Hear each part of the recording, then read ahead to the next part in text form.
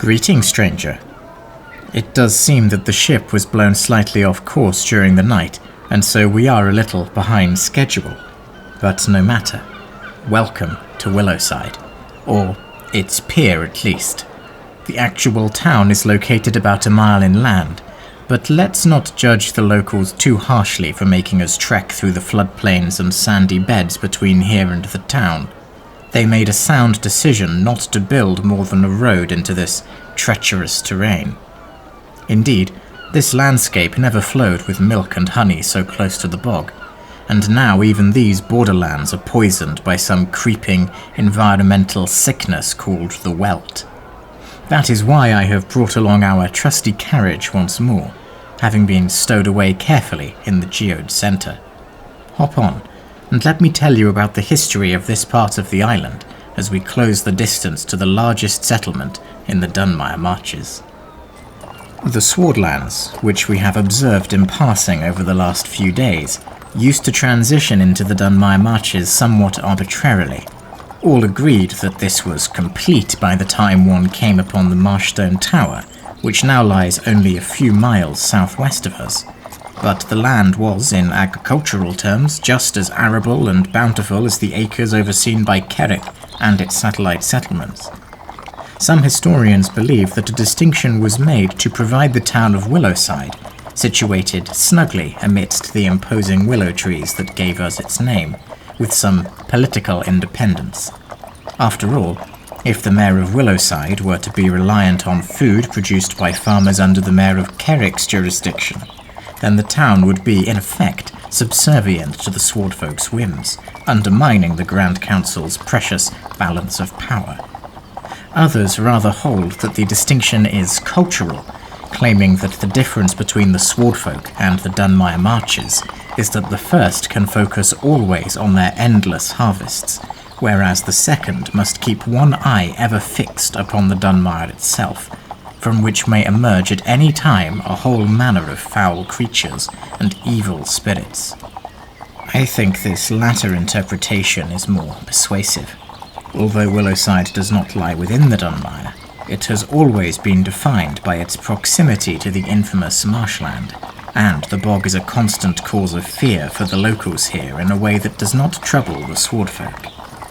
So, for all of its rumours and legends, what is the Dunmire?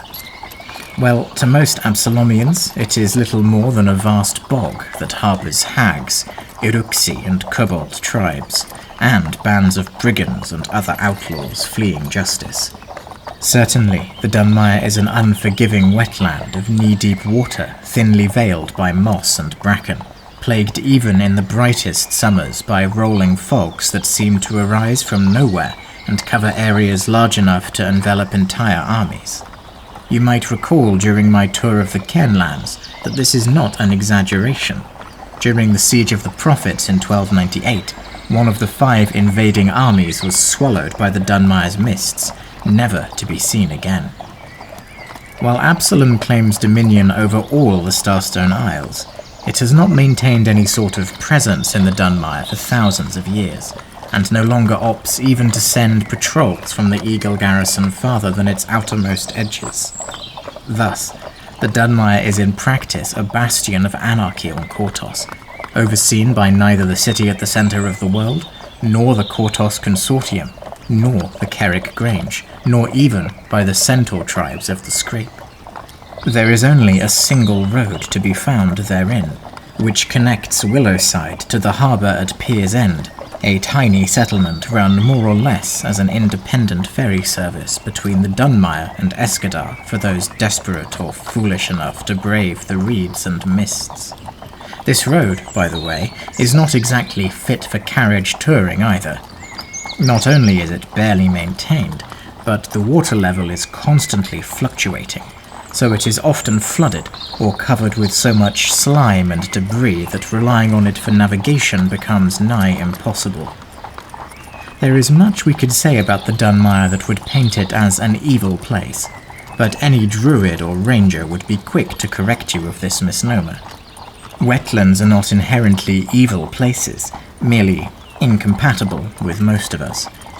Indeed, I have been informed with some confidence that the bog is a product not so much of the geography of the land as of the biology of its inhabitants.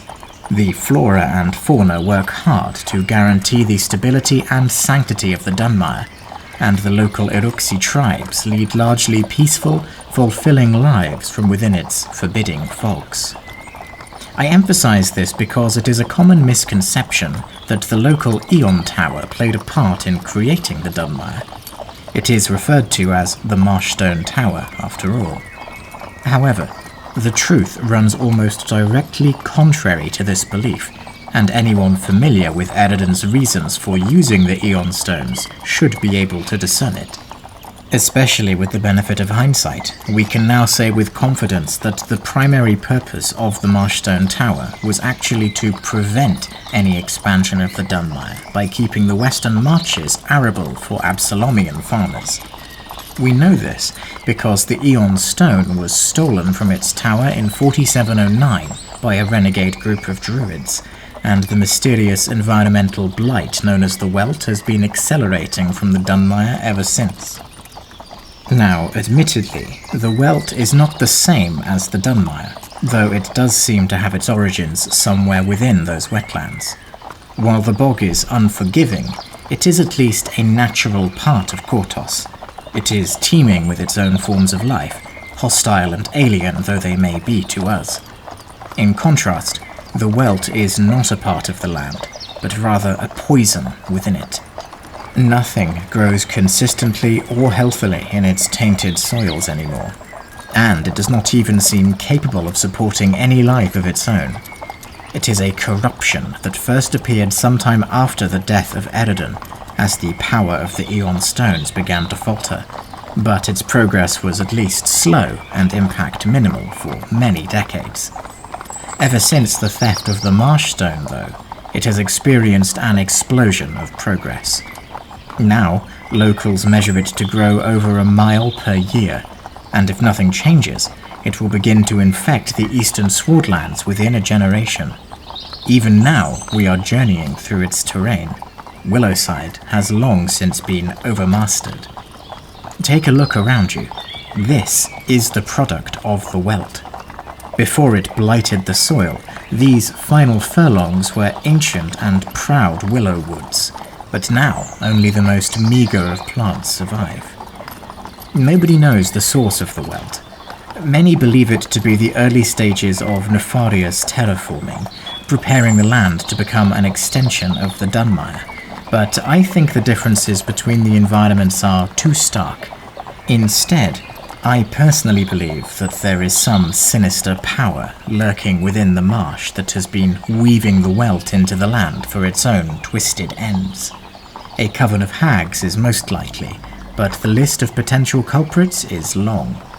It would definitely be an accomplishment worthy of the Grand Council's praise to counteract the creeping sickness.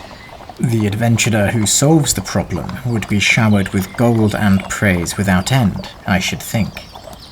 However, you may first have to navigate stiff resistance from certain factions within Absalom. Remember the renegade druids I mentioned? Well, you did not hear this from me, but the ones responsible for the theft belong to the Circle of Stones, who maintain the Grand Holt in Eastgate. It seems they desired the power of an Aeon Stone for their own sacred tree, and I believe the one formerly in the Marsh Tower now resides somewhere within the Grand Holt, jealously guarded by the Dryad Queen Iolanthe. The legends do claim that Eridan's blessings protect the island's oldest tree, and in a roundabout way, it seems now to be true. Not every druid was happy with the theft, and those who dissented now live in permanent exile in the Aeon Tower, calling it the Tower of Empty Stones, and they do their best to protect the land that their former colleagues selfishly doomed. So, what remains within this cursed strip of land? Frankly, not much beyond the town of Willowside itself, and even the proud settlement is best described as a dying town within the remnants of a blighted forest. We are coming up on its outskirts now, and it might take you by surprise how stoic it seems. That is because this area has always been prone to storms, even before the Welt, and so Willowsiders became experts at erecting warm and waterproofed abodes.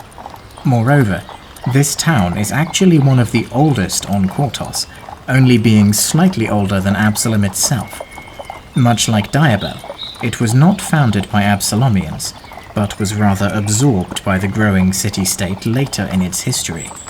The original settlers were worshippers of Bokrug, the water lizard, an esoteric being of immense power, often referred to as a Great Old One. Bokrug inhabits an isolated lake in the dimension of dreams, from which he exerts influence over waters, storms, and wrathful individuals. His influence is probably the reason for the Dunmire's strange weather patterns, and the reason why all newcomers to the area are prone to experiencing terrible nightmares for their first weeks. That said, Willowside's origins do not reflect its current composition, which is a peaceful and somewhat suspicious populace of farmers and traders. Both groups have suffered with the Welt's advance, however, as crops fail more than they succeed, and families pack their belongings onto carts and wagons to seek better fortunes elsewhere. Indeed, the permanent population of Willowside now numbers little more than 1,500, a far cry from the 2,500 it enjoyed at its height. This means that around 40% of its buildings stand empty, dark and deleterious to the neighbours' future prospects. Therefore, unlike its sister towns, the surviving shops and buildings are few and far between. There is a disused temple of Eridan in the northeast block that hints at Willowside's true age, but most locals worship Erastil, Abadar, or Iomade, with only Old Deadeye being influential enough to possess his own dedicated temple. Lodgings for outsiders can be found in the Hooked Inn, which is also perhaps the only remaining upbeat establishment for 20 miles. Its meals are served every day to the locals, who otherwise struggle now to meet even this basic necessity. The starving residents of Willowside put the grumblings of the swordfolk's occasionally less than perfect harvests into sharp relief, no? Leadership of Willowside is controlled by its mayor, currently one Estessa Vandy. This lifetime position has worn heavily on her conscience, I think. Her sole desire is now to prevent any more Willowsiders from leaving town, and in recent years she has become increasingly desperate, even deluded, in the pursuit of this goal. That said, she seems reluctant to ask the Grand Council for help, and in fact this attitude is shared by her electorate. Much like the Diabellians, Willowsiders have a stubborn pride for their hometown's independence. It is something they hold so tightly that even facing ruin, they will hold it still. It is perhaps emblematic of the town that its two most important structures are not situated within it. The first is the pier, which you have already seen. With the destruction of the once arable farmland, Willowside is now almost totally reliant on maritime trade. The land route over the so-called verdant passage from the Swordlands is seldom travelled towards the Dunmire these days, because few merchant caravans predict a return on investment sufficient to justify extending their journeys to such an isolated settlement. Moreover, an especially irksome xulgath incursion occurred throughout this part of Kortos 3 years ago, and it is well known in the schools of economics on Kortos that rampaging lizards and dinosaurs discourage trade within any affected areas. Thus, the pier has become the lifeline for the town, and even two travellers like you and me can bring noticeable relief. The second building actually lies right on the edge of the Dunmire itself to the east of Willowside, mere feet beyond its jurisdiction. It is called Fortune's Hall, and it was established by a wily resident who wished to circumvent the town's gambling prohibition. You see, gambling and gaming were, and remain, beloved by the locals, but a few generations back, some meddling mayor decided that the former was a moral disaster and banned the practice. Fortune's Hall was built in response and quickly established itself as one of the premier gambling dens on all Kortos. Not only did it function as a small casino, it also equipped itself with enough amenities and supporting infrastructure to house its patrons for days at a time, being well stocked with food, drink, drugs, and feathered beds. I understand the prohibition on gambling has since been reversed, but Fortune's Hall nevertheless remains the locals' favourite locale to unwind. Honestly, there is little else to do here, and many spend almost all of their waking hours inside its walls, hoping for that one jackpot to let them move away and start anew in Escadar, Absalom, or beyond. Well, stranger, that is Willowside, and indeed also the Welt and the Dunmire wetlands. As you can see, none is appealing to most adventurers, and who can blame them? If nothing changes, I doubt this dwindling community will remain at the end of the century. The blight on this land eats away at more than the soil.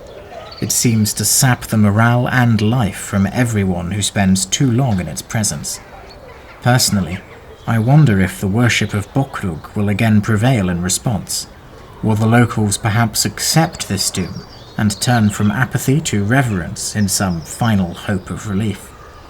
Only time will tell. As for me, I have some business here, but it will not take long to resolve.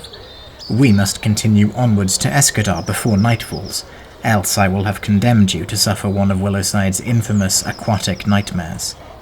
Trust me, it is better to sleep peacefully through stormy seas than to sleep restlessly underneath calm skies.